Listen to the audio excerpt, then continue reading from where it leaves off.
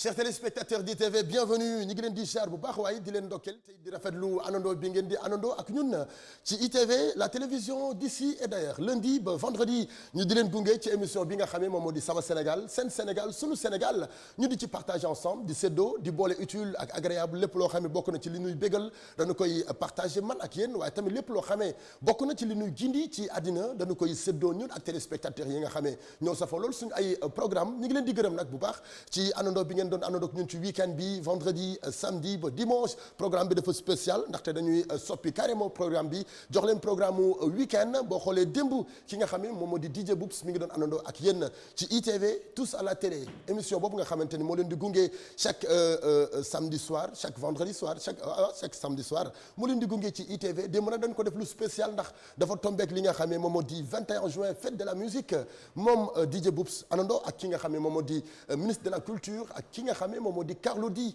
le Baye Fall de la musique sénégalaise ñu seetaan lu spécial ñu béggee ci lu spécial ci loolu nga xam ne moom moo di tous à la télé c'est reparti Sama Sénégal lundi ba vendredi ñu di leen gunge di wétali ko ak yéen tey nag dinaa wét loolu ndax sama waa ji nekk fi tey sama xarit bi nga xamante ne moom moo di Bokar Diak moom moo daan wétali toog ci sama ndeyjoor gi rek di ñu caayinal mais tey moom xam naa affaire dafa xaw a nar a kii daal mais garaaw dinañ ko gérer am nañu ay invités yu spécial ñaar ñoo xamee tey ci Sénégal kenn dootu leen présenté ci Sénégal kenn dootu leen présenté sur le plan international ki ci jiitu di Fallou Dieng le grand Fallou Dieng tey am nañu ko ci plateau Sama Sénégal keneen ki di ki nga xam ne moom moo di Baba Amdi ci kanam dinaa wax ci ñoom kenn ku ci ne xam ngeen li ñu liggéey ci Sénégal kenn ku ci ne xam ngeen li ñu liggéey ci musique africaine kenn ku ci ne xam ngeen li ñu liggéey ci àddina bi ci musique ba tey musique bi yegg si fii tey li nga xam ne moom moo di fête de la musique démb fête nañu ko ci ITV waaye tamit tey dañu koy gën di fête fi nga xamee moom moo di ci ITV àndandoo ci ak ñaari leader yooyu nga xamante ni bu ñuy wax ci ñoom wala bu ñuy siq ak ñoom wala bu ñuy taxaw ak ñoom dañuy am fierté di waxtaan ak ñoom dañuy am fierté di partager ak ñoom régie la ñu jëm juste après bu nu cette année benn vidéo clip ñu mën a door suñu plateau Sama Sénégal jëm ak téléspectateurs yi 18h30. kooku mooy le grand Fallou Dieng tey nag moom la ñu am ci plateau Sama Sénégal gis ngeen yàgg na way ngir Sénégal yàgg na jug di génne voix boobu nga xamante ni sunu borom yàlla defal na ko mu dañu ciy bégal mu yàgg lool sunu baat sunu xol di sedd lool waaye nag tey morceau boobu nga xamante ni way na ko jëmale ci Sénégal dañu ci dellu di gindiku bu baax a baax waaye nag comme que tey dañuy waxtaane musique il faut ñu dem régie seetaan benn vidéo clip boo xamante ni que dañuy wax ci musique ki nga xam ne moom moo di la lion de la musique sénégalaise Ndeye Fatou Tine alias Titi ci clip bi nga xamante ni moom moo di musique juste après bu nu dellu siwaatee dalal sunu grand sunu xarit sunu soppee di Fallou Dieng 17h23 moom mooy doge jot foofu lee ca Tambacounda ñu ngi leen di béggee ñu nekk ci région yëpp di ñu seetaan partout ñi nga xam ne ñi ngi ànd ak ñun ci canal bi numéro 472 waxi noppi ñi nga xam ne ñu ngi ñuy seetaan en direct sur Facebook merci beaucoup sunu ami facebookers yi internautes yi ñoom ñëpp ñu ngi leen di gërëm mën ngeen di wéyal seen i ay commentaires ndax si la ñu sukkandiku ngir mën a def li ngeen bëgg waaye aussi tamit suñu ay invité bu ñu egsee ci plateau bi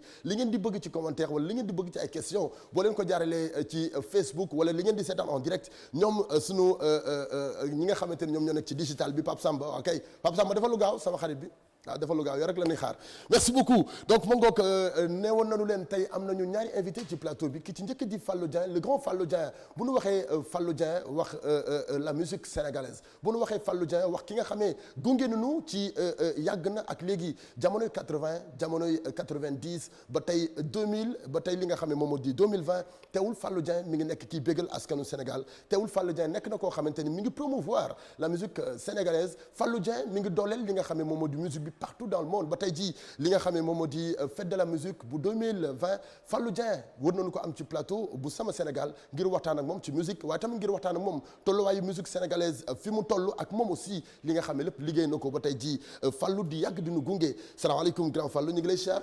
maaleykum salaam Padros maa ngi lay nuyu. ñu ngi lay delloo char. di kontaan ci invitation bi. ñoo la gën a kontaan ndax lii moom dafa rafet lool macha allah. depuis ngeen ibbi maa ngi suivre télévision bi. c'est vrai mu doon télé boo xam ni c'est la jeunesse qui parle. ça c'est vrai. donc te tamit maa ngi ciy gis maa ngi ñaan yàlla yokk ko bu baax a baax a baax. parce que gis naa ni ñu faydaal jur ngeen.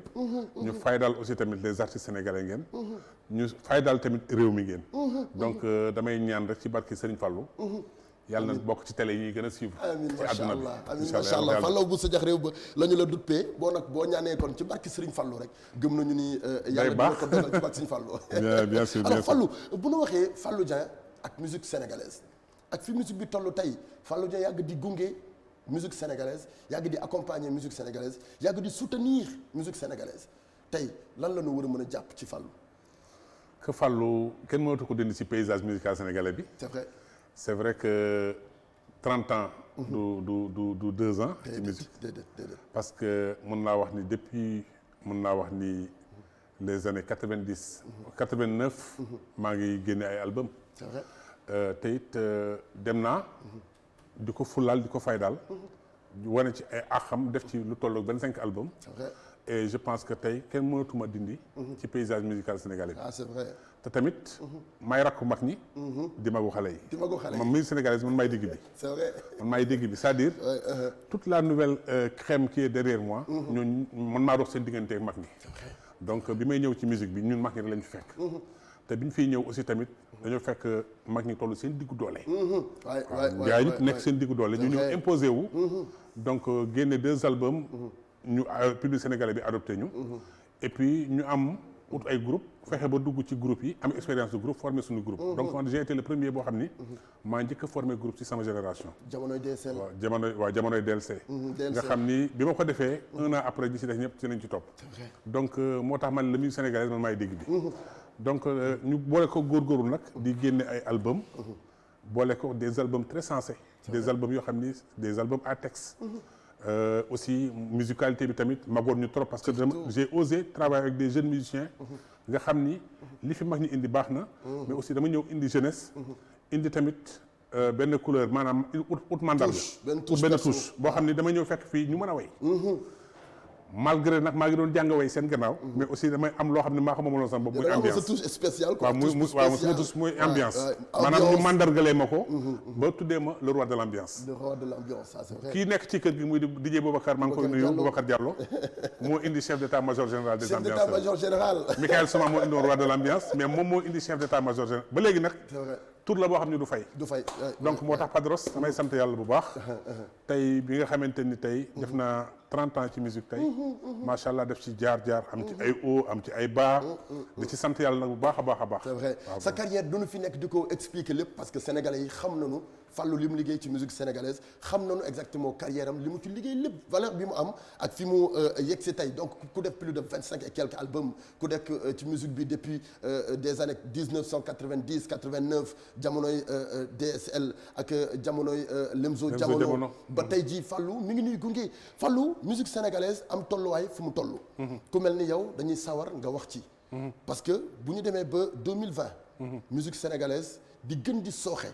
sooxe bi muy sooxe bokk ci feebar bii ñëw. di mbas mi. sunu ay artistes tey taxaw di uti ji ndimbal. loolu ma yaakaar ne feebar la bu metti boo xam ne dal nañu. waaw parce que yeneen réew yi ñoom seeni artistes demuñu di ñaani ndimbal. am nañu fu nu toog. muy dëgër laay goo xamante ni tey ñi ngi ci wéeru. mais tout ñun pourquoi mbas mi ñëw rek feebar bi laal artistes yëpp.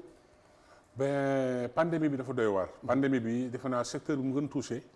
mooy c'est le secteur culturel bi la gën a touché. surtout parce que li ma doon waxtaan sama benn maak Aziz Niang mu ne ma c'est que la musique est confinée.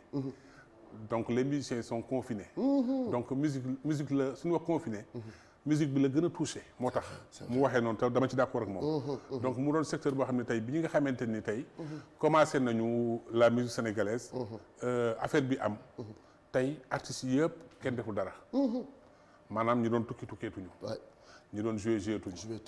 ñi doon yaakaar. ci ay voyagé tuñu. dara amatul donc ñu si bari si ñun tey amoon nañu ay contrat man récemment rek jóge naa fi dem France. c'est vrai ci mois de février bi. moom bi ma demee aussi tamit rek la fa ay contrat ba ñibbisi. ci la confinement bi am. donc mu doon loo xamante ni tey waxuma la man mais ñëpp. ki gën a mag ba ki gën a ndaw. ku yuuxu rek da ngaa ragal. mais affaire bi touché na vraiment les artistes. culture bi surtout est-ce que lii du problème tey ci ñun ñi nga xamante ni ñun ñoo di les acteurs culturels yi nekk Sénégal. est-ce que lii waru woon nekk loo xamante ni dañu koy préparer parce que ñi ngi waxtaan ci musique ñi ngi nekk ci fête de la musique démb ak tey. ba gannaaw suba dañu koy fêter tey bëgg naa ñu waxtaanee exactement musique bëgg naa nu waxtaanee crise bi nga xamee moom moo am ci musique bi actuellement. est-ce que lii jotul woon ñu waajal ko avant. ben affaire bi waajal sax mënu ci am lu bett mën la. ndax crise bi dafa bett ñëpp. pandémie bi dafa bett ñëpp. mais musique sénégalaise yàgg na feebar. waaw yàgg na feebar. dans la mesure où que technologie bu avancé yàq na ko. dans la mesure où que facilité yàq na ko. facilité de créativité bi. yàq na ko. et bu njëkk li doon tax musique dox. maanaam dañ daan def ay répétition di préparer album. di ko préparer ci tolloog 6 mois wala jëm sax 1 an. di boole ko ay répétitions yu métti ay ateliers musicaux yu métti.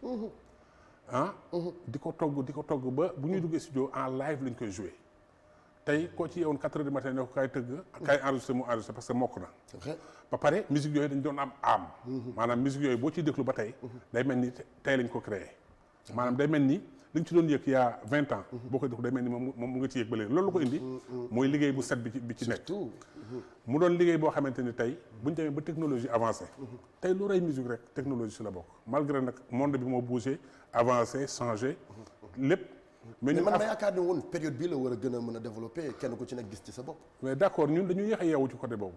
dañ ci yéex a yeewu parce que tamit technologie bu ñëwee li mu rey dafa bari. ñun ay cassette lañ doon def di ko jaay. c'est vrai ay cassette lañ doon def di ko enregistré. tey technologie ñëw. ñuy def ay CD. ñëpp naan jamono yi sax ku génne CD da ngay dosé kuy génne cassette. mais xamuñu ni musiba ngi ñëw. c'est vrai waaw ndax CD bi muy ñëw ku ko def da ngay xaw a dosé sax naan moom man CD lay génne. CD laa war a génne voilà donc dama war a génne CD. ñu xaw a ñoore cassette yi mais cassette yi liñ ci doon gagné sax gagné wuñ ko ci CD. tey CD dem na ba nga xamante ni kenn bu si jotee duplication bi wër na àdduna. ñu dem ba waxatuñu waxu CD. ñu yokk waxu beneen technologie waxu. les clés USB les trucs. tey moo tax man la technologie li mu rey ci musique dafa bari. ba pare tamit aussi technologie nekk loo xam ni damay wax ni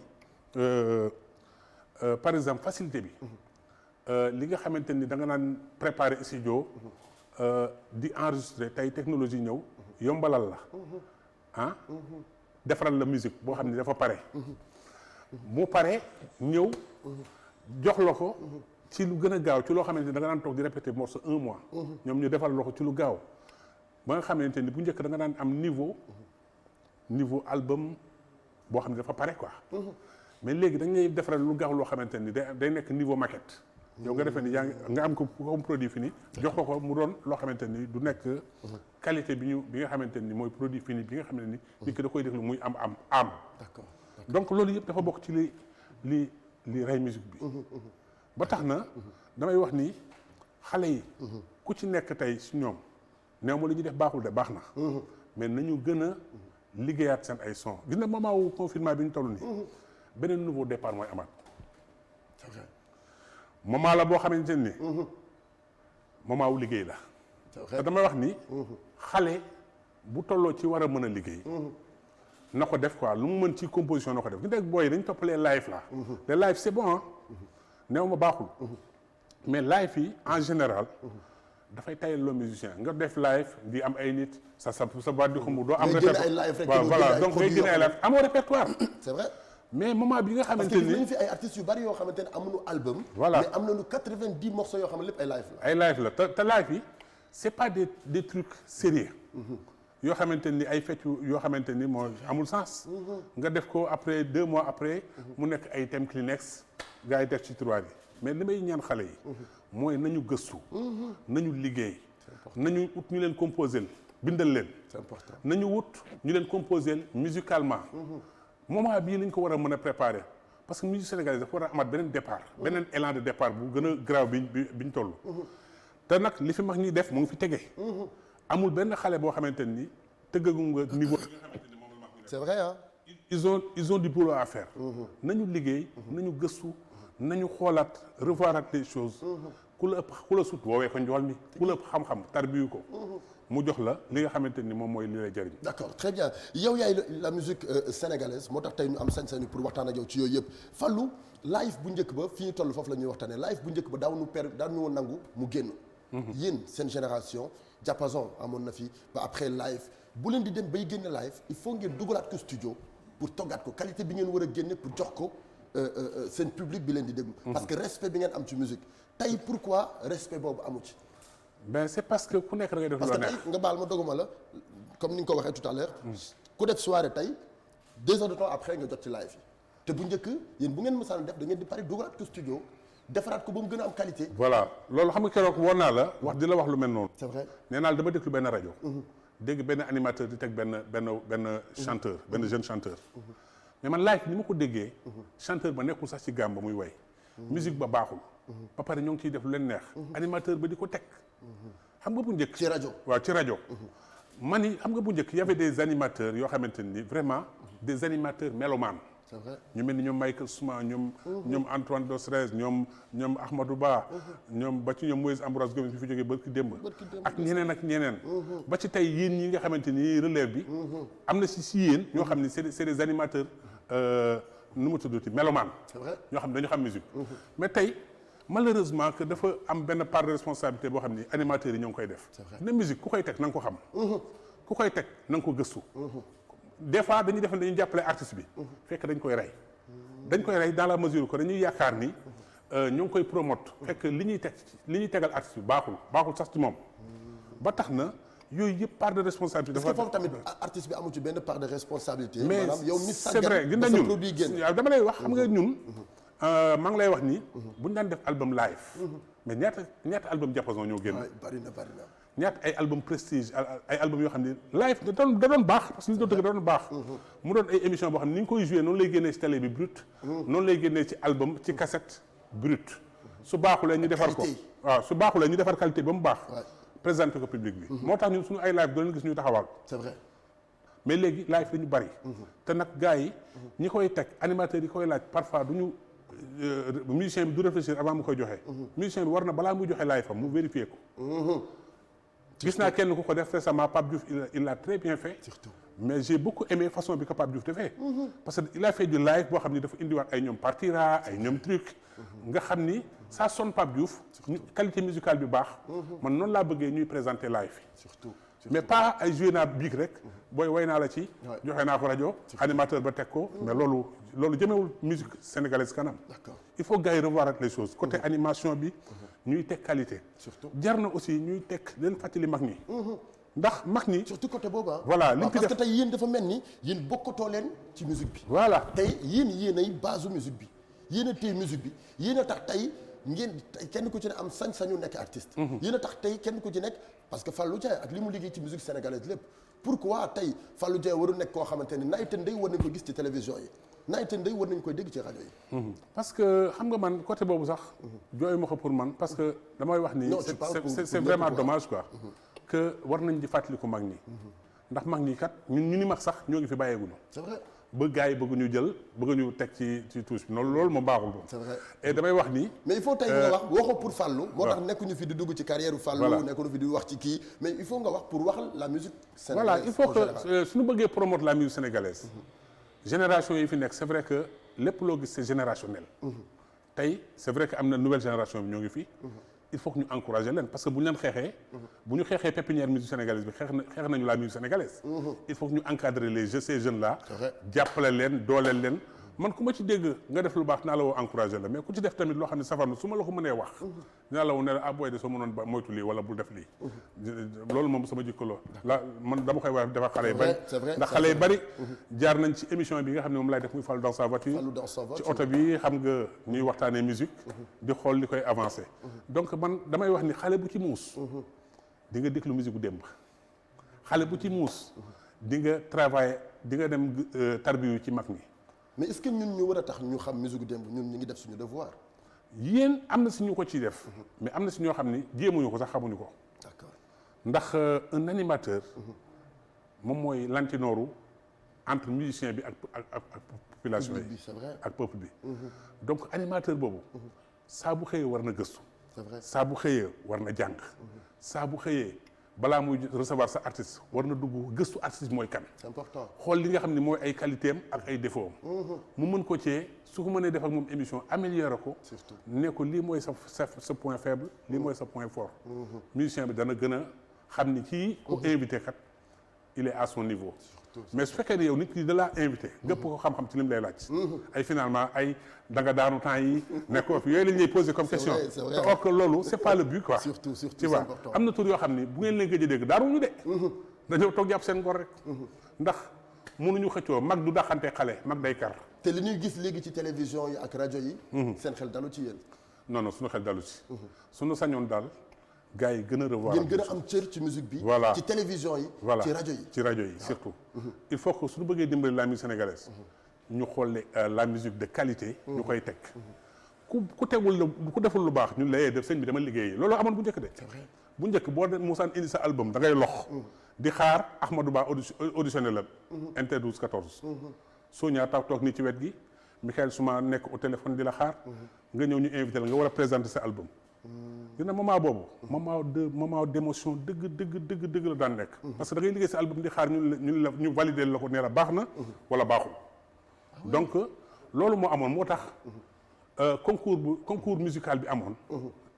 bu loyal la woon boo xamante ni animateurs yi. dañu amoon poids ci artistes yi. parce que animateur bi ni musicien bi di jàngee musique noonu lay jàngee musique. noonu lay gëstu jee musique. c'est important. am na tamit chance nit am ay xaritu mélomane. dina dimbali artiste. tey am na ci ay mélomanes yoo xam ni du ñu ay musiciens mais seen nopp moo baax. ñu am oreille. ba pare li ñuy sentir suñ la ko waxee ba nga def ko da ngay am ndam. donc il faut pas que nit ki doyloo xelu boppam. parce que waykat la. il faut pas que nit ki doyloo xelu boppam parce que musicien la. musique boo jàppee ni. yow mokkal nga jour boobu la nit ñi raw. jour boobu la nit ñi raw. donc dafa nekk loo xam ni nafar la laaj. bañ a tàyyi la laaj. gëstu la laaj. d'accord si lépp quoi. d'accord fi musique sénégalaise bi toll tey. ma yaakaar ni yéen aussi tamit am na benn cër boo xamante ne am ngeen ko ci ndaw ñi pour musique bi gën a mën a avancer est-ce que jotul tey ngeen créer ay c'est-à-dire créer ay association wala ngeen créer ay mouvement yoo xamante ni tey xale bu ñëw dugg ci musique bi dina ñëw intégrer ci pour ñu jël la recadrer waat la di la teg ci code di la wan yoon bi.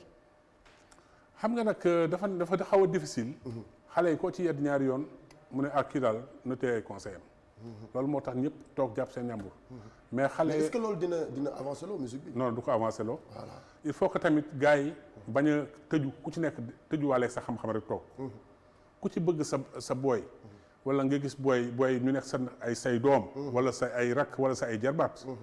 bu ngeen leen mën a orienter dans le bon sens. ngeen orienter leen. du leen wàññi dara. parce que jàppale sa nit. du tere yow sa talent yaa ngi ko yore. bañ ko jàppale tamit du tere nit ki tamit du ko yàlla wërsëgale da koy am. c'est vrai. tey xale yi ñoo ngi fi am na fi ñu am talent ñu fi nekk ñoo xamante ni. wax dëgg yàlla. ku leen jàppale ñu dem. c'est vrai. ay talent yu mag ñoo ngi fii ci dëkk bi. ku leen pousse ñu dem. jeunes musiciens yi amatuñu école des arts. amatuñu fi ñu jàngee musique dina léegi presque musique bi ñu koy def école de l'art bi ñu ko jàngee. donc bu njëkk conservatoire amoon na. da nga daan dem man dama daan dem conservatoire di travailler sama baat. ñu may wan gamme yi ñu may wan cycle yi. mais bari na tey ñuy way.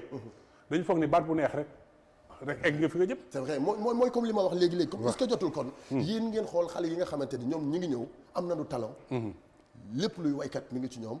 ngeen dugal leen ci yenn écoles yi même bu fekkee jar na sax ngeen di leen woo yéen ci seen biir di leen indi ay répétitions ñuy toog ñu leen di recadrer waat benn par benn parce que tey bu fekkee ne ngeen nar a seetaan yéen ñi nga xamante ni yéen a yoroon musique bi ba tey jii ngeen yore ko xale yi nga xam ne ñëw nañ ci seen ginnaaw ñoom kenn ku ci ne ngeen leen di bàyyi ñuy def lu leen neex ci musique bi ma yaakaar ne loolu tamit du tax musique bi avancé ah. man de loolu tax sama créé parce que benn doguma la xam nga tey ku mel ne Fallou Dieng bu woowee benn Sidi Diop woo benn El Hadj Keita woo benn Wally Seck woo benn keneen ak keneen ak keneen ñëw pour waxtaan ak ñoom di leen recadrer waat ci musique yaakaar naa loolu beneen bénéfice la ci ñoom. xam nga man leneen lay reproché xale yi.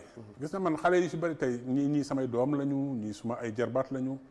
bon occasion bi may booleeg ñoom li si bëri mooy oto bi. oto bi ku si ñëw dinaa la wax lii sa faay. ak lii sa avantage. xale yi na nga leen laaj ñoom ñëpp jaar nañ ci oto bi. muy Fall dans sa voiture.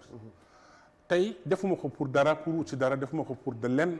lu dul promouvoir jàpp ci promotion musique sénégalaise bi. c'est vrai. jàpp tamit ci qualité bi nga xamante ni moom la musique sénégalaise war a am.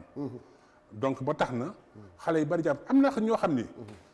tey dañ lay jàpp ne yaay sama grand yaay sama père wala yaay sama lii. mais dañuy dem liggéey ba pare. ba mixé. ñëw ne la grand déglu. mais doo koy wax nice. c'est vrai fekk loolu produit fini la. léegi nag nit ki soo bëggee mu jàppale la. boo nekkee ci départ de ngay préparer production.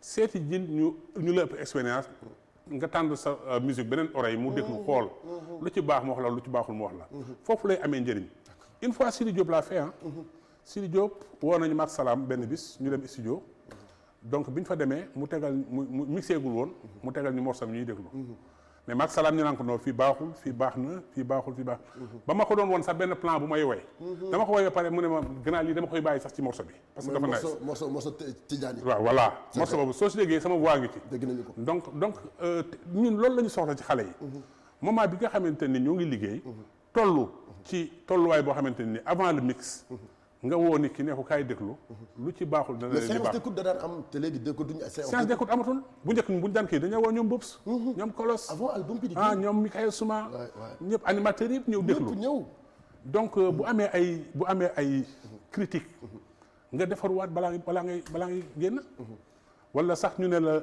wala ngay recherche sax it si sa répertoire mais animateurs yi ñoo la ko daan sulli naan la bi baax na bi mooy it bi dafa lii nga déglu may nit ñi nopp mais boo laaxatoo ak sa musique nekk studio xam nga studio ku fa nekk boo génnagul da nga naan su ma génnee damay toj dëkk bi c'est vrai parce que à tout moment da ngay daan sa bopp amul kenn kuy nekk studio déglu sa bopp ba miin sa musique des fois gars yi dañuy miin seen musique ba defee ni bu ñu génnee dañuy toj dëkk bi fekk yow yaa miin sa musique tojoo fi de waaxuwoo 1 mètre boo génnee nag ngay am déception boo xam ne ba nga juddoo ba léegi amoo ko parce que laajte woo da nga dem ba miin sa musique nit na boo miinee sa musique day neex si yow tey dafa mel ni tey ma génne benn album rek jox ko Padros chaque jour mu jàpp benn morceau mais bu yàggee da koy miin loo public bi dañ koy bëgg mais itam noonu ngay miinee sa miin sa musique noonu moo xam mu baax moo xam mu bon miin bi nga koy miin mooy tax nga yaakaar ni su génnee day toj Sénégal d'accord c'est vrai que xale yi daw nañ seen responsabilité yu bari mais est-ce que tamit ku mel ni yéen Fallou Dieng Omar Pène Youssou Ndour Baaba Maal am na lu muy def tey ci xale yi lu dul li ñu leen inspiré rek pour ñu way à mon avis est-ce que tey am na loo leen liggéey ci xale yi loo xamante ni que tey lii am ngeen sañ-sañu taxaw yëkkat seen loxo ni yéen a ko liggéey ci xale yi li ñu liggéey ci xale yi daal mooy li ñu liggéey bàyyi xale yi itam dafuñu de dañuy déglu de dañuy déglu xam nañu mais est-ce que liggéey bàyyi boobu noonu rek war na tax xale yi mais xale yi dañu ci war a gëstu parce que nit ku nekk dafa am koy fan booy dugg ci musique nit ku nekk dafa am koy da ngay am ay référence ci biir musique moo xam nit ki mooy iñaan bañ ko wax mais nit koo gis muy woy fii am na ku mu fan am na ku mu def repère quoi am na ku mu def référence tey xale yi ñoo war a roy lu baax loolu qualité bu baax boobu liggéey ko ndax mag ñi nee naan liggéey nañ ba egg benn level bi aj ko fa mais baar boobu ñu ko aj noonu kenn fekk gu leen fa ba jël ko c'est vrai kenn fekk gu leen fa ba jël ko beneen point aussi tamit est-ce que tey xale yi par exemple yéen ku ci mel ni yéen jotul pour ngeen fekk leen fi ñuy liggéeyee ngeen toog di partager ak ñoom di séddoo parce que tey bu ñu nee musique bi rek ci loxoy xale yi la nekk. parce que comme seen période man loolu dama koy def lu bari des fois parce que yow Fallou Dieng war nga ko def Youssou Ndour war na ko def parce que bu ñu gis Fallou Dieng dañu am fierté. voilà bu ñu gis Youssou Ndour dañuy am fierté. man léeg-léeg benn xale di tëgg fenn ma bett ko ñëw toog seetaan. bay waaj a dem nga langaamu ma ne ma père doo demee noonu. kaay yéeg. man récemment def naa ko Gaynde ak Thiat Seck. c'est vrai ñëw dama daan dégg Thiat Seck ma ñëw. toog seetaan ko ba mu kii. mu nekk xale bu mën a way. macha allah ma koy déglu di ko déglu. bi ma gisee may ñibbi la ma langaamu. bi ma gisee may ñibbi la ma langaamu nee ma père doo dem te yéegoo ci scène bi quoi. ma yéeg ci scène bi wayandoo ko moom donc encouragé ko. ça lui a fait tellement plaisir. te loolu def naa ko ak toute la crème musicale sénégalaise. ku tëgg fii di xale. man fekk naa la sur scène yow tu es généreux. waaw fekk naa la sur scène waxtaan man tey man nee naa. nekkuma fi pour wax ci Fallou Dieng kese mais dañuy wax ci la musique sénégalaise. mais bu ñu wax ci la musique sénégalaise ku mel ni Fallou. daf ci am cër bu bëree bëri bu mu ci war a wax mais est-ce que jotul ñeneen ñi tamit def loolu. parce que affaire day dem ba ci biir moom daal sama waay gars yi nañu bàyyi tëju bi. tey bu ñu waxantee benn affaire day dem ba ci biir ñun suñu xalaat mooy que ñenn ñi ngeen baal ma ci waxin bi ñenn ñi ci mag ñi mënuñu nangul xale yi. Non. waaw ba tax du ñu leen dem di leen conseiller du ñu leen jege di leen recadrer waat du ñu leen jege di leen indiwaat. di leen xamal exactement kenn ku ci ne lan mooy sa yoon. waaw loolu moom c'est pas bien. il faut que mag ñi tamit. jàppale xale yi. parce que il est temps que xale boo ko bëggee dimbali. bul tàyyi si di ko teg ci yoon. bu tegoo ci lu dul yoon. na nga ko wane ko booy fi nga nekk du yoon bu baax bi. jëlal yoon bi. nañu moytu ndiku aussi di doyloo seen xelu bopp. xale yi nañu jëm tamit vers mag ñi tëjuwuñu de. tey ji koo ci fëggoon. laaj ko ay question loolu da ciy sawar. man nekk naa xale. un jour may voyager ak Omar Pène. ñu bokk avion. mais dama mujj déplacé wu man sans place dem dendee ak moom di ko poser ay questions Dakar ba Paris. xoolal loolu. ne ko mais grand lan mooy sa secret. man li ma war a woy déwén sax xaw ma ko. te yow tu as une trentaine d'albums. di ko kii mu ne ma non affaire man mii sax li ma war a woy booy demee xaw ma ko de. ndeysaan ma xam nga di gëstu ci moom ñuy waxtaan mu nekk un grand bu sympa. tey mag boo fekk ci nga nekk xale. demal ci mag boo bëgg. wala boo yaakaar. nga fëgg portam. laaj ko ci expérience am du loo ko iñaanee wax ndax xam naa man tout ces grand yëpp xam naa leen. tey jii ñoom ñëpp plaisir la ñu partagé tey ak xale yi. mais xëy na xale yi ñoo dul am accès si ñoom. ba du ñu mën a jot si ñoom. d'accord loolu benn waxtaan la boo xamante ni que sénégalais yi dañu koy waxtaanee à tout moment. voilà pourquoi mag ñi mënuñu jël xale yi boole leen ak ay producteurs mënuñu jël xale yi boole leen ak parce que yéen a am connaissance bi ngeen am xaajaatu bi à la base mën naa ni xale yi sax ñenn ñi amuñu ko. pourquoi mag ñi du ñu jël xale yi boole leen ak ay producteurs mag ñi du ñu jël xale yi dugal leen ci ay par exemple. ci ay label yoo xamante ni que dina leen jaay dina leen par exemple ku mel ni Fallou yaa fi taxaw moo tax nga jël benn xale yóbbu ko à l'extérieur. boole ko ay maison de production yoo xamante ni que mën nañu ko jàppale mën nañu ko accompagner. waaw xam nga nag Sénégal ni mu bindoo. gars yi ku ci nekk tey boo amee lu am njëriñ. au lieu nga partagé ko sa peuple. mais da nga koy aakimoo yow kenn. loolu bokk na si li gën a tardel musique sénégalaise sur le plan international. tey amul producteur bu dul producteur yu jude bu ñëwul si réew mi de. mais bu ñu ñëwee artiste duñu leen gis. ñi leen diktal rek ñoo ñu leen di gis ba ni ñuy delloo mu mel ni réew mi amul ay waykat. si am na yàgg na am ay waykat. oui ma producteurs yu mag yi ñëw nañ ci dëkk bi. lii ngay wax ni c'est important Fallou. mais li ma lay wax nii dafa am. intérêt personnel. moo tardel musique sénégalaise. na man am na benn année may dem tournée. mais man tournée boobu tournée internationale la dem naa ba jouer sax Hollywood Bowl. def Global Fest. def xam nga scène yu mag yëpp diggante Canada ak Amérique. mais xam nga ñan laa fa daan fekk. Maliens yi rek ay ñoom Ali Farka Touré ay ñoom Oumou Sangaré ay façon ak musique koroboro bi. ñu naan mais ñooñu ma ne pourquoi ñii di tourner mieux que les Sénégalais. c'est parce que bu producteur ñëwee dañuy partager. nan la diwa ngi fay de xale bu mën a way la diwa ngi fay xale bu mën a way la diwa ngi fay xale bu am avenir la. c'est jaay seen jeunesse. jàppale seen ay rak. c'est important. loolu dafa important ci musique musique partage la. partager nag taxul yow li nga war a am da nga koy am. il faut que nit ñi am esprit boobu esprit bi ay man rek la su producteur ñëwee man la war a xam. ñeneen ñi dama leen koy nëbb. wala keneen du ci bokk. loolu moo rey musique sénégalaise. gis nga man dëkk yooyu dama daan dem. ñuy wax naan musique internationale ak fii la xar mi jaaroon. man ci musique korobora boobu laa gëmee ni nit ki ay musique damay génne ay album international yooyu amul taxawul. li gën a wóor mooy. nit ki sa local mooy sa international. c'est vrai pourtant yaa ngi wax ci lu am importance. est-ce que kii taxaw naan damay génne album international loolu jaay na musique sénégalaise. mais dama ne waaye sëñ bi dama ne. album international amul. nit ki sa local mooy sa international. nit ki li nga am da nga mën a jaay. te ñun musique sénégalaise la ñu am. c'est que ni ñu ko promouvoir moo baaxul.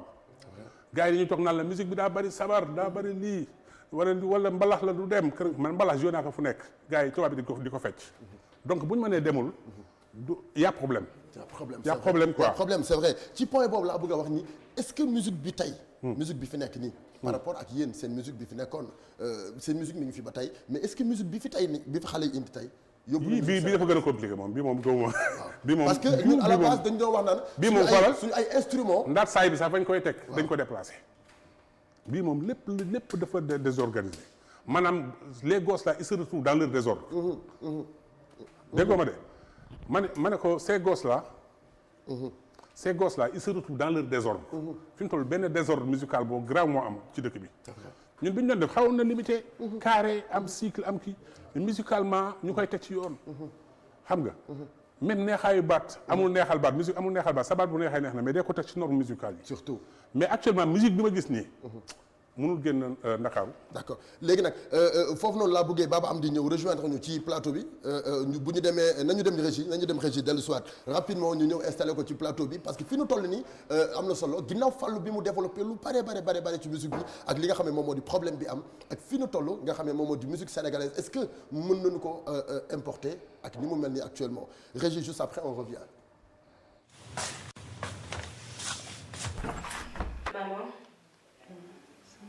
Maman. Quoi? J'en ai marre. Tu peux pas parler avec mon frère? Mais quel frère? Baba Khana, matin, midi, soir. Non mais il me parle d'une certaine dada par-ci, dada par-là. Automoto. Tu es sa sœur, c'est normal. Mais nit ku mu bëgg, comprends-le. Bàyyi ko mu happy. Ok, ñu ndekki.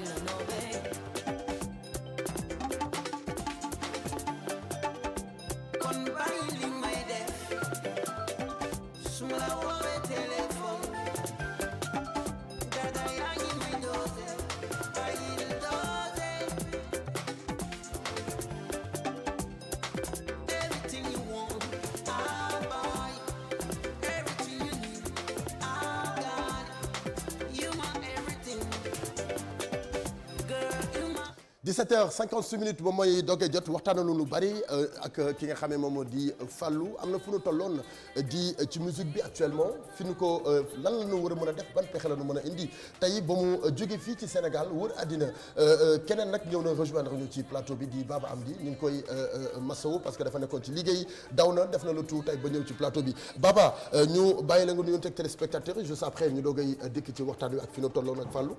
waaw dama lay remercier d'abord ci invitation bi di nuyu suma grand frère Fallou mu baax mi vraiment Fallou mu yaatu Fallou mu koo xam ne lu baax rek lay wax macha allah ma am occasion bi nag pour wax ko Sénégal yëpp daal di koy dégg et di remercier aussi techniciens yi nga xam ne ñoom ñooy wane li nga xam ne ñoo koy def te day baax ñu leen di fàttali et di remercier aussi parce que fii suma kër la ci sa kër la waaw di wax merci pour l'invitation très bien ñoo fat c'est normal alors tey Fall Baba ñi ngi nekk ci waxtaanu musique sénégalaise exactement fi mu toll ak crise bi nga xamee moom la tombeel di Covid 19 tey ñu yaakaaroon ni bu musique bi yegsee fii wala sax bu nu demee ba lenn dab nu muy Covid 19 war nañu am ci lu nu topp ci lu dëgër loo xamante ni benn artiste du nekk ci chômage benn artiste du nekk ci coono benn artiste du am problème pour gën a mën a def promouvoir sa liggéey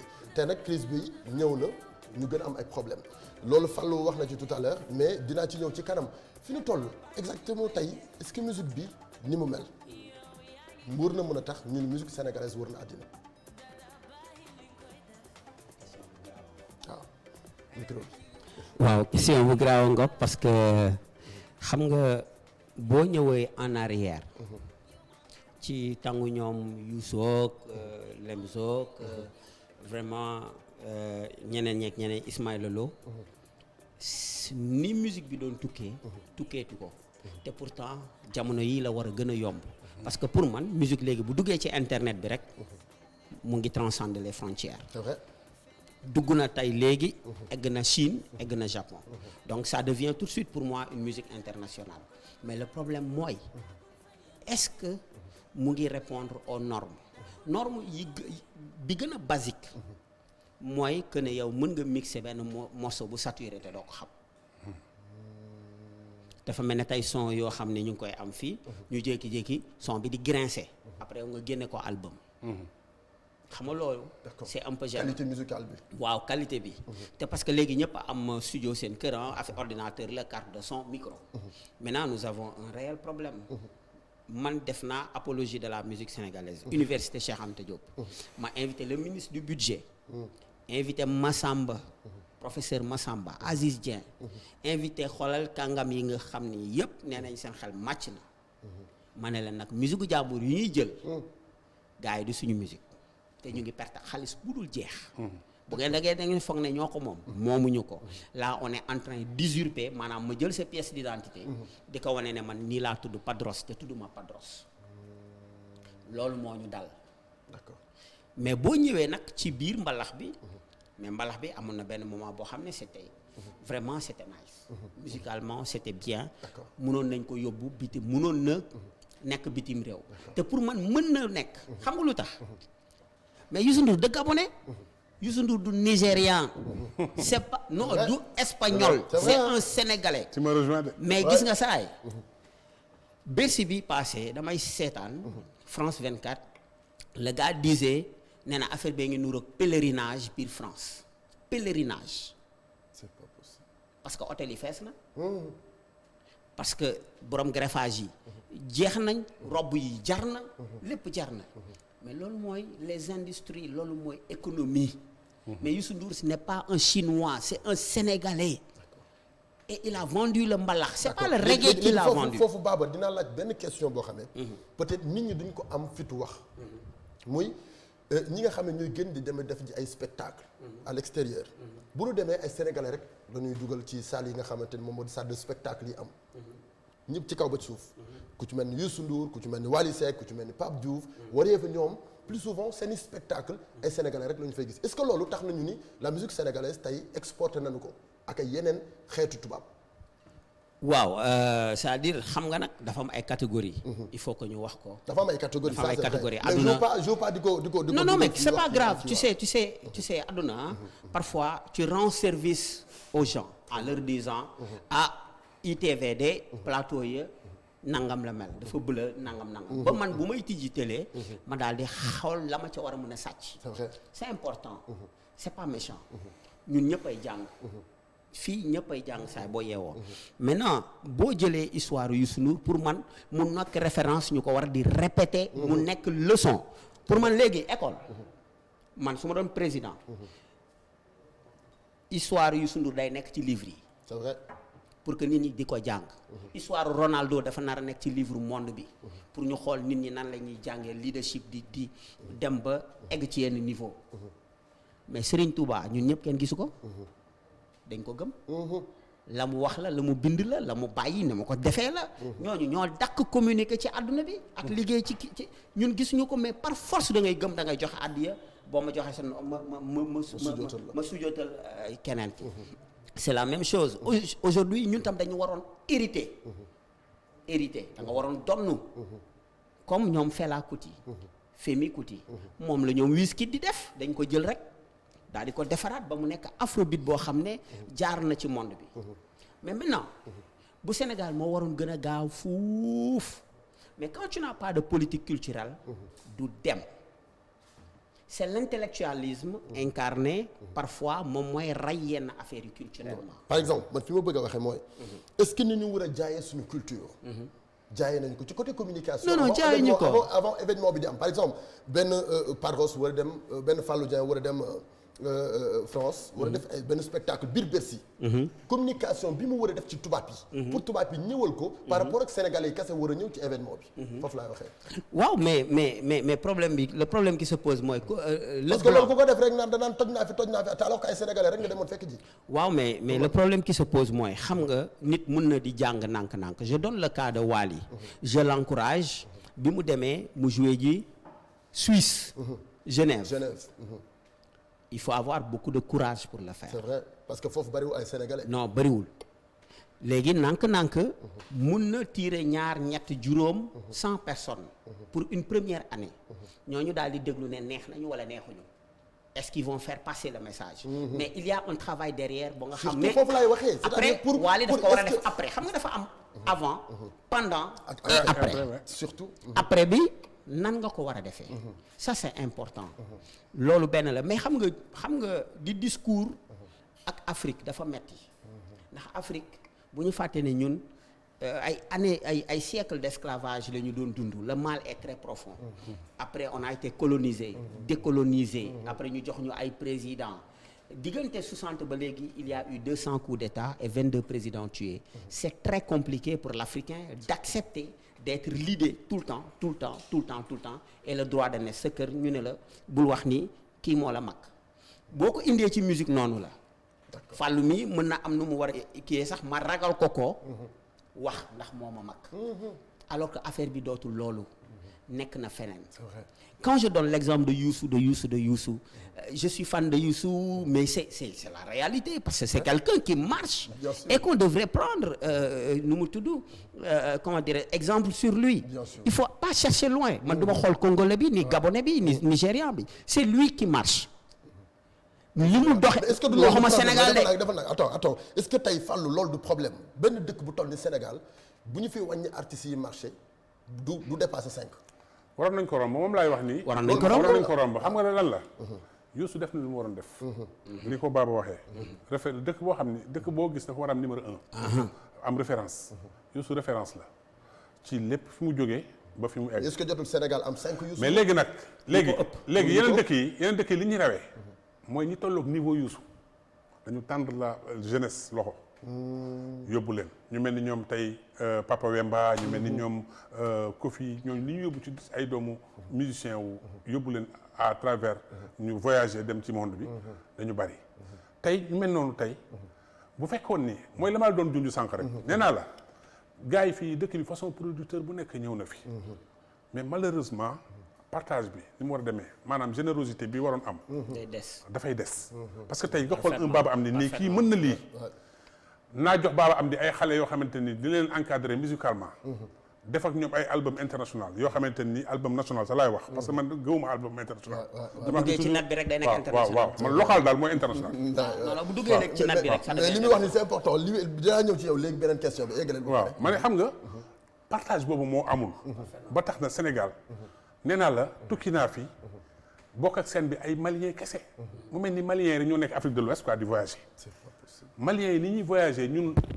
suñuy musiciens voyager wuñ ko ndax su ma demee gis bokk ak seen ay ñoom Vieux Farka Touré ay ñoom ba ci ay doomu Fela yi c'est vrai que yow tu as fait beaucoup de tournées donc scène yooyu dama ko partagé ak ñoom ba Hollywood Bowl je te jure donc man dama xam ni ñooñu seen dëkk am na ay producteurs yu fay ñëw te bu ñu ñëwee tamit dinañu gis artistes yi mais fii producteur yàgg na fi dugg ba génn du gis artiste d'accord foofu Baba Amdi est-ce que tey boog dama bëgg nga wax ma lan mooy musique nationale ak musique internationale ça n'existe pas je te dis la vérité ça n'existe pas man boo ma indi les musiciens yi gën a mag moi j'ai travaillé attention man nag li may wax nii ci télé laa nekk non ñu Sénégal ñëpp xam nañ li nga non man waxuma Sénégal rek de c'est-à-dire que boo ko yemalee Sénégal day limité wu d'accord ñoom Sean Paul mi ngay dégg Sin Paul Magic System o d'accord Miriama Kebao koo xalaat ñiy liggéey nag ñoom yore naa direction musicale Africa Star ñu dénkuma ko ne ma ma ne waaye ñii xanaa ñoom dañuy tëbse donc am na lu ma ci xam maintenant gis nga musique c'est le bruit le plus cher au monde c'est un bruit parce que ki naan doolu tukku teeda tuutu tak nga jékki-jékki mu jar ci monde bi c'est pas parce que bosam moo baax sa bos moo bon seulement yow da nga amul politique culturelle bu mën a yóbbu sa bos loolu kese la les Nigérians boo ñëwee ci théâtre bi noonu la ñu mel affaire bi dafa laaj intelligence du ay affaire mën naa woy de ay mën naa animer yooyu mën naa jouer clavier ñi fi nekk naan man album international lay préparé non moi quand j'écoute ces albums il faut nag yéen ñaar waaw tey yéen a taxaw pour la musique sénégalaise il faut ngeen wax ak ñoom ñu xam tey album international ñi ko préparé li ma la waxoon sànq dafa ba fekkee da ko fekkee wu ko mais xam nga gis nga àdduna Fallou baal ma de gis nga àdduna ça évolue su évoluer yow africain da nga tàmm nekk un suiveur da ngay suivre rek bu ñu la nee album international bu la ko tubaab yi waxee il faut nga ne leen non loolu dañ na ba YouTube duggee parce que léegi yow boo dugalee benn morceau léegi mu mais dugg na mais dem na c'est parti international c'est quand tu vas vers l'international amul beneen terme amul que ne sénégalais est-ce que sénégalais war na taxaw ni wër damay def album international chanteur sénégalais loolu dafa lang seen gémmiñ yi waaw ils sont libres man bugguma mais pour man est-ce que loolu du gàcce ñun est-ce que waruñu taxaw ñun suñu ay chansons nationales la ñu jël def ko international par exemple loolu ça sonne bien par exemple suñu ay way traditionnel mais ñun on a essayé culturellement dañoo riche culturellement ñun li ñu am antanuñ ko ndax richesse mais d'ailleurs Fallou baal ma de quelque part xam nga on a toujours parlé de diversité culturelle en Afrique le monde a toujours dit que richesse la mais attention dafa am benn côté boo xam ne frein la je vais te dire pourquoi quand tu viens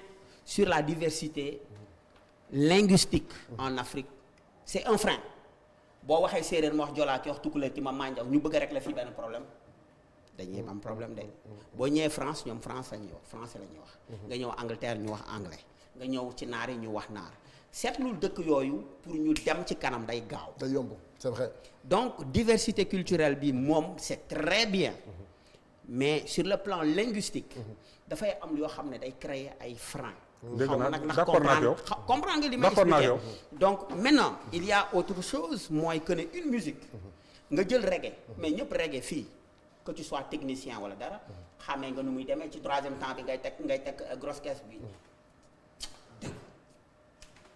ñëpp ko comprendre ba nga xam ne yow même boo doon nelaw di nga xam ne lii reggae la mais léegi dañu war a xàmmee noonu musique mbalax man je ne suis pas d'accord gars yi naan musique bi dafa nuroo mais dafa war a nuroo mais attention waxuma dafa war a musique yi dañu war a nuroo de mais ku nekk da nga am sa style da nga war a am sa style mais dafa war a am benn particularité boo xam ku ko dégg rek danaan Baara Mbay sabar ba ndeer ba lii day mbalax la mais mu ànd ci norme mais boo dégloo ay xarlu bu fàllu nga déglu ay jaay doole nga déglu ay Pape Diouf am na morceau waali yu mel noonu yenn morceau Kumba Gawlo ay na nga kóol bu coow li jolli en fait da ngay xam ne lii mbalax bi la mais c'est tellement bien structuré c'est propre c'est intelligent et là Ismaël Lo. d'accord léegi fi ma bëgg a waxee mooy ñi fi am ay disque d'or fii Sénégal boo xoolee ñu néew la.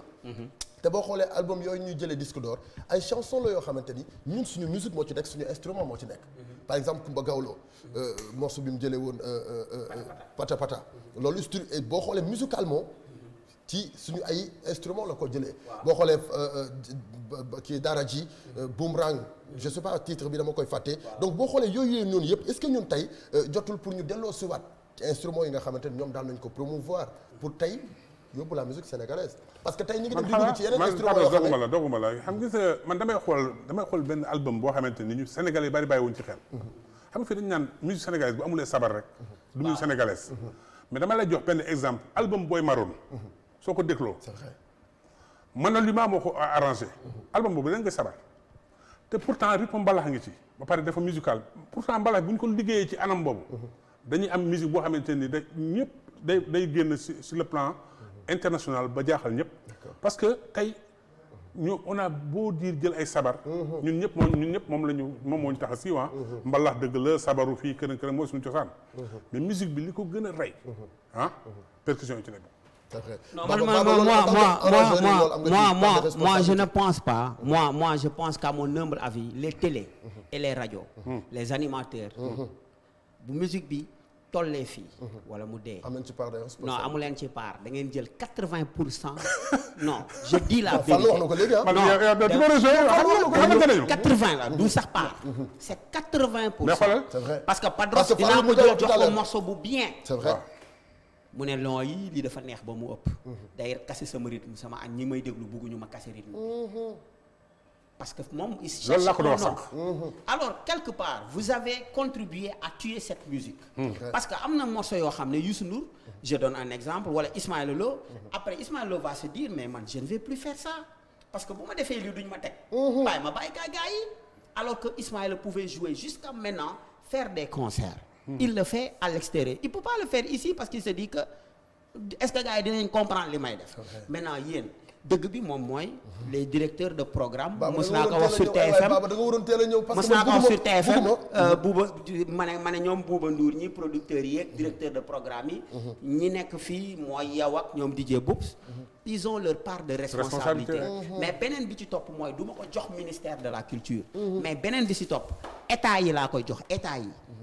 parce que chaque état est responsable et tu hérites de li nga fi fekkoon donc état bu ne nag war ngaa am politique culturelle xanaa xamoo ne état yi tey billaahi wallaahi am na nu ñu doon aayee mais ñoom ci Covid bi de musique dafay génne 300 milliards teg ko ci table bi mais loolu mooy li ma doon laaj Fallou tout à l'heure ci début bi te tam bëgg naa ñu waxtaan ci mais temps bi moom a xoj li ma waroon waxtaanee lépp mënuñu ko fi waxtaanee parce que man li ma bëggoon a bari waaw te bëgguma ñu raayal affaire yi dama bëgg non il faut dire la vérité en tout cas ba waroon teel a ñëw parce que tey yi nga koy wax nii yëpp ak ni muy raisonné noonu laa c'est ça loolu lépp noonu laa gisee woon affaire da ngeen a bokk je pense que tey moom c'est un grand musicien wax dëgg yàlla xale yi bari musicalement teg na leen ci yoon. c'est vrai. damay conseiller jeunes yi que ñu approché wu. ci moom c'est important ñu approché wu ci moom. parce que cacophonie musicale bi am. actuellement nii. bu ñu demul ci ay techniciens yu mel ni Baba. bilaay xale te man li ma gën a neex ci moom dafa sérieux ci musique. ah oui am nga musique. man du ma ni dama xam musique du ma ni dama mélomane la boo xamante ni dama maîtriser li may def mais à la base am nañu oreille boo xamante ni dañuy déglu donc bu ñu dégloo koo xamante ni que kii amul ay damay jàpp ci kii parce que sama xarit la wala musique da ngay sérieux ci musique quoi donc ku ci mel ni Fallou noonu la ci mel ku ci mel ni Baba Amdi noonu la ci mel Baba ci 300 milliards yi fu mu toll. non du 300 de. yokk nga ci def ko moins 3. 3 milliards yi bokk. 3 ma milliards dindi benn zéro kon. bon gars yi ñu ngi xool ni ñu koy séddalee. waaw peut-être yaa ngi woon ci réunion boobu de yow. réunion bi waaw bon dama nekk ci sous-comité bi rek mais bon gars yi ñu ngi xool mais xam naa ils vont trouver des solutions bientôt. en tout cas war nañu gaaw trouver solution parce que. non solution mu ngi am secteur yëpp jubóo nañu ba mu des musique. il faut que gars yi jubóo. non parewuñ ñeneen secteurs yi sax des na. pareguñu. d'accord dafa am ay quelques kii rek réglage yoo xam ne après gars yi ñu jox leen kenn ku nekk sa. parce que invité naa fi artistes yi ñenn ñi kaas nañu ko invité naa fi kii lu mu tudd waa ci lañ aussi tamit. ñoom bu ñu teel a kaas nag kaay ma wax la nag bon gars yi maay wax ak ñoom maa ngi ni bii mooy sama caméra am waaw sa caméra yi gars yi bu leen teel a kaas ñun suñu dëkkee bëriwul xaalis comprendre nga dëkku Afrique yi bëriwul xaalis 3 milliards la ñu yore dañuy xool nan la ñuy naxantee ba kenn ku nekk jot si dara maintenant bu dee matul ñu ñëwaat ne ko monsieur le président vraiment li nga def rafet na trop yàgg sa ministre Abdoulaye Diop ak DA direct Koundoul fait un excellent travail attention le directeur des arts et ça c'est important parce que mooy nekk kii ci terrain bi di daw di ñu ñëw et nit ñooñu dañu soxla loolu soxlawuñu rek nga toog fële non na gaa yi xaar dinañ jot seen wàll ñi def théâtre ñi def cinéma ñi way ainsi de suite maintenant su matul ñu ne leen attention de li ngeen di jox matul. d'accord mais est-ce que 3 milliards neex na séddale ci artistes yi. non neexul di séddale.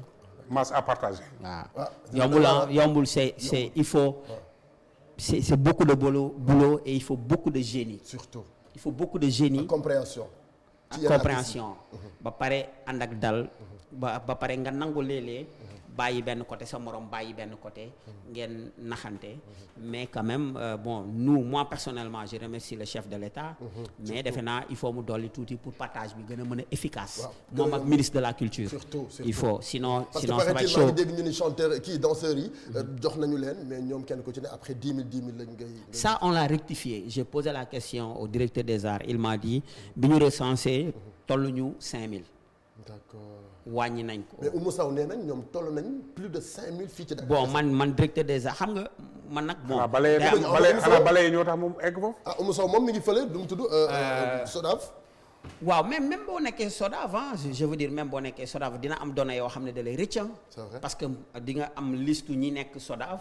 mu des ñi nekk Ourossogui. ak ñu nekk Bignona. comprendre nga donc man je comprends li Oumou wax man li Oumou wax noonu loolu laa njëkkoon wax et loolu laay wax ba tey mais bërki démb lañ ma gindi. xam nga laajte dafa baax. c'est vrai bërki démb laa laajte ñu ne ma non attention gars yi matuñu loolu. mais daal loo ci mënti dégg mooy. comme ñun laaj nañu ba ñu jox ñu. nañu wax merci si jabar ji ñu may. surtout mais nag bu matul ñu ne ko monsieur le ministre de la culture yaa ak président bi bi manqué na de. parce que pour séddalee ko day compliqué. et je pense que foofu la ñu xaw a nekk. d'accord merci li ñu waroon waxtaanee bari na parce que ñun musique sénégalaise moo ñu concerné. parce que bu may taxaw ci télé bi chaque jour c'est parce que dañu koy bëgg di promouvoir bu may nekk ci rajo bi chaque jour c'est parce que dañu koy bëgg di promouvoir ki nga xamante ne nag moom moo di Baba Amdi mi ngi ciy liggéey ci ginnaaw nekk dans l'ombre ñu bari ñoo xamante ni ay acteurs culturels lañ mu di leen soutenir di leen accompagner ku mel ni Fallou Dieng bari na ñoo xamante ne tey moom moo leen inspiré ngir ñu def musique teewul ba tey lâchewul mi ngi ci di jàpp di tooj la musique sénégalaise di ko promouvoir fu mu mënti doon donc ñaar ñi la ñu amoon tey ci plateau bi ñu ngi lay gërëm grand fan. maa ngi leen di sant bu baax. kontaan nañu. di wax ni dinañ gën a yaatalaat waxtaan bi waaw chaque année la tous les dimanches. tous les dimanches waaw. d'accord sur Facebook. Sur Facebook à partir de 15h. dimanche bi est-ce que dama ñëw. ñëwal maa la invité. waaw kon door ko ci télé bi ñoo xam ne dimanche bi Fall dans sa voiture. dimanche bi Baba Amdi foog mu ñëw nag ñu waxtaanee musique. Fallou dans sa voiture. Fallou dans sa voiture. dimanche bi incha allah. dama bëggoon maa ngi lay dagg de. dama bëggoon rek nuyu waa mouvement reçu. mouvement reçu. mouvement reçu waaw reçu. Fallou mu ngi reçu Fallou ci reçu la nekk. ay ñoom Père Bekaay. ñu ngi nag ci 14 régions au Sénégal yi. 45 départements yi. ñu ngi ci diaspora bi. et vraiment c'est un mouvement. très très fort culturellement. c'est un mouvement boo xam ne dañu gëm culture. ñi nekk Ziguinchor ak Saint-Louis Diourbel xam nga boo demee Thiès ak Saint-Louis fa la théâtre vraiment. fekk baax c'est vrai. donc nag ñuy remercier mouvement reçu yëpp ñoom Pape Doudou Diallo et tous les coordinateurs ay càppacoli ñooñu ñëpp vraiment ñu leen di remercier di leen wax encore une fois merci au mouvement reçu. mouvement reçu ak ñoom Marie-Louise Sissoko. d'accord très bien merci chers téléspectateurs merci ki nga xam ne moom moo di Augustin ci côté caméra merci beaucoup Sidi ci caméra gauche merci aussi ki nga xam ne moom moo di Madoudou ci lumière merci beaucoup Samba Linguère merci aussi ki nga xam ne moom moo di Modou ci côté son.